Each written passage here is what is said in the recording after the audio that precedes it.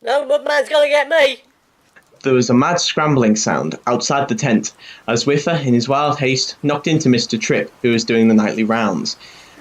Help me! The Mudman's here! He's gonna get me! Help! Whiffer screamed as he sent the bewildered Mr. Tripp tumbling into the thick, gloopy ground.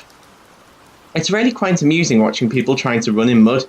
It all seems very comical, like an old silent movie, as the legs move quite quickly whilst the bodies move strangely slowly, as we saw as Mr. Tripp pursued the now out-of-control Whiffer. Leave me alone, you Mudman thing! The exhausted, very muddy, and frankly very angry Mr. Tripp, recognising Whiffer, bellowed, "Wills, boy, Wills! Come here to me now this instant! I want you!" By now the whole camp was awake, watching events unfold, and we were screaming with laughter as Whiffer's fears were being realised right before our very eyes, like a pantomime comedy. Eventually Whiffer, chased by Mudman Tripp, scrambled towards the teacher's hut, crying and screaming as he banged on the door for someone, anyone, to come and rescue him. Save me, please! Save me, let me in! The Mudman, he's right behind me, he's going to get me! As a very angry, mud-drenched Mr. Tripp, arms outstretched to catch the boy, caught up with him. He was frothing at the mouth as he prepared to tackle the hysterical Whiffer to the ground. He prepared to lunge, but stopped suddenly. So suddenly he skidded across the muddy ground. He froze, fell backwards into the mud. We looked on at Whiffer, who was staring in disbelief. Mr. Tripp! Whiffer cried, with a look of resigned bewilderment.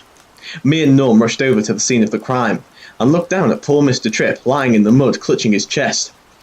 We turned around as the door to the teacher's quarters swung open, revealing Mr. Smythe, who quickly stumbled down the stairs and immediately tended to Mr. Tripp, who had obviously had some sort of seizure. Whiffer, I mean Wills, go into the teacher's quarters, please, and call for an ambulance immediately. I think Mr. Tripp has had a heart attack. So Whiffer, who had now managed to gather himself, disappeared through the door, while we boys stared at Mr. Tripp, the Mudman's latest victim. Shortly after the ambulance arrived,